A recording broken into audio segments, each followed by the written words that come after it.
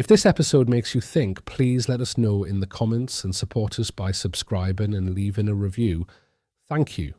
Today we are exploring some really thought-provoking and frankly quite sobering preliminary findings from a new work-in-progress paper titled Regulating the AI Tutor: Intentions, Help-Seeking and Self-Regulated Learning in Adolescent GenAI Use.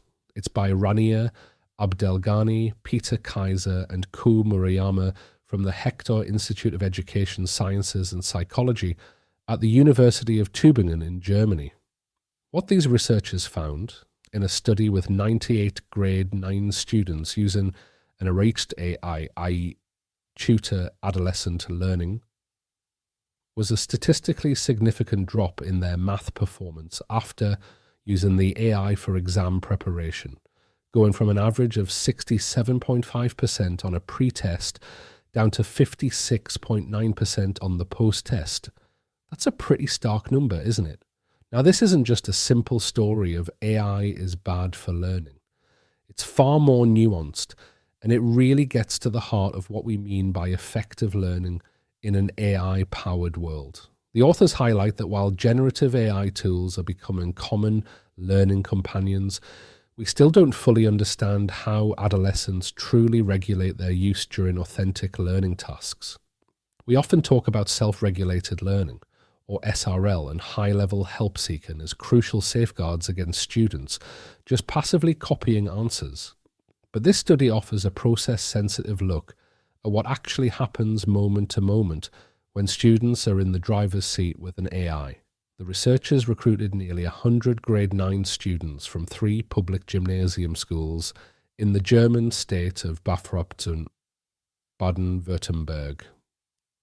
These students were given a curriculum-aligned mathematics task to prepare for an upcoming exam, and they used a web-based Syncu Mistral Large AI tutor. Before starting the chat, students actually selected their learning goals. And get this, their stated intentions were overwhelmingly learning-oriented. 83% wanted step-by-step examples. 80% looked for tips and strategies. 70% wanted concept explanations or to check their understanding. Only a tiny 11.8% said they just wanted the final solutions. And just over a third wanted to finish as quickly as possible. So, their intentions were really good, right? They wanted to learn deeply. But here's where we hit the first significant finding: the enormous gap between intention and enactment. What the students said they wanted to do with the AI didn't often translate into what they actually did. The interactions captured across 1,016 chat turns were dominated by what the paper calls instrumental requests. This means students were asking for hints, explanations, or procedures, which sounds good on the surface. However, the critical elements of self-regulated learning, like monitoring their own comprehension or evaluating the AI's responses, were nearly absent. The median for both monitoring and evaluation turns was 0%. Students were rarely making their comprehension needs explicit, and they weren't really checking if the AI's answer actually met their goal, or asking for clarification. It was a lot of asking, but very little critical thinking about the answers they were getting. This points to a really interesting challenge for us as educators. We talk about one self-regulated learning AI, and we know that humans need to stay in the loop. But this study suggests that students might not have the metacognitive skills to actually be in that loop, even when they want to. They might know that asking for explanations is good, but they lack the deeper interactional strategies to genuinely engage with the AI in a way that truly supports their learning. The paper highlights that the only intention that did strongly predict student behavior was the "just give me the final answers" option. Those students were significantly more likely to engage in executive help-seeking, meaning they just got completed solutions without the productive struggle. This brings me to the second major takeaway, and it's a big one for any school leader or curriculum designer: the negative impact of extraneous cognitive load. The study found that higher extraneous cognitive load predicted lower post-test scores, even when they controlled for students' prior math knowledge. Now, extraneous cognitive load essentially refers to mental effort that isn't directly contributing to learning. It's the noise or the unnecessary difficulty. The authors suggest that interacting with an AI tutor adolescent learning might be introducing new demands, like figuring out how to formulate prompts effectively or managing the conversation itself.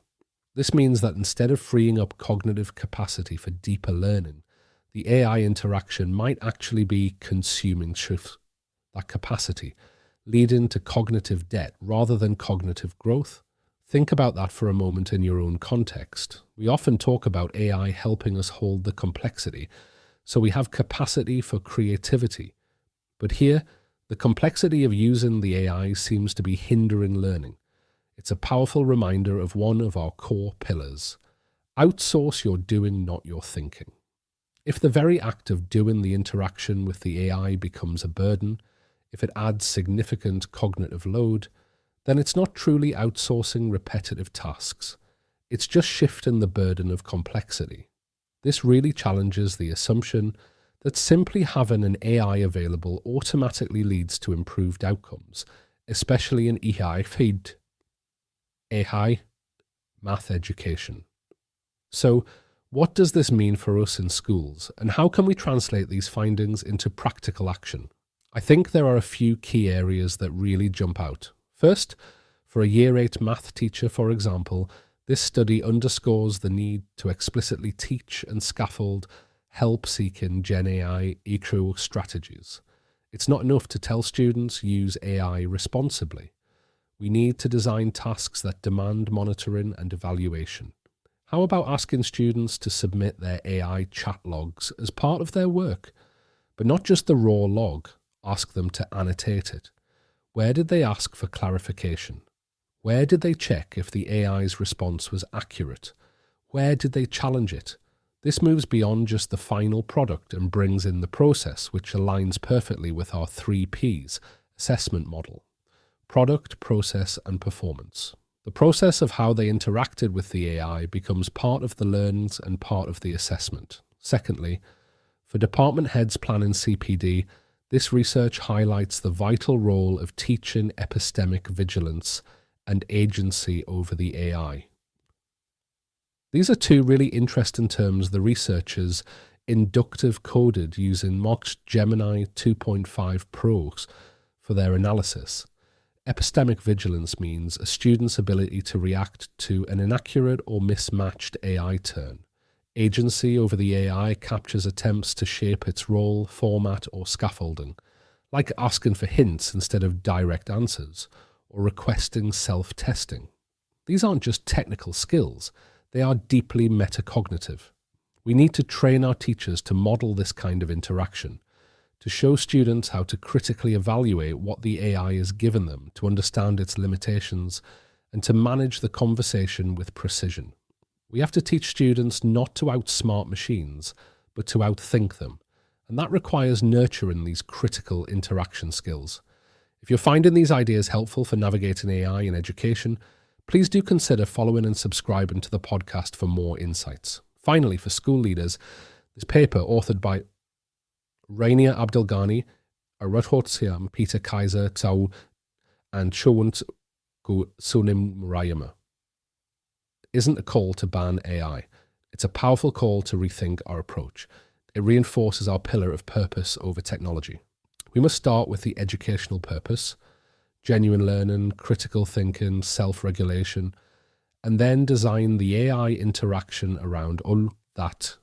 We need interfaces, or even just classroom protocols that actively scaffold those missing monitoring and evaluation behaviors. It might mean starting with simpler prompts, designing tasks where the AI is intentionally limited in its outputs, or building in mandatory reflection points. It's about designing learning that cannot be faked because it demands depth, care, and imagination from the student. The real value is not in what the machine produces, but in how the student responds, how they think with it, and how they grow through that productive struggle.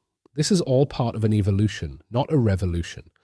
We're learning how these powerful tools truly impact learning, and sometimes those impacts are surprising. The key is to pay attention to the data, like this from the University of Tübingen Schulreichen team, and continuously adapt our pedagogy to ensure that AI truly enhances human capability, rather than inadvertently undermining it. We need to design for thinking, for careful questioning, and for reflective engagement, because machines can compute, but they cannot wonder and they cannot truly care. That's all for today. Thanks for listening.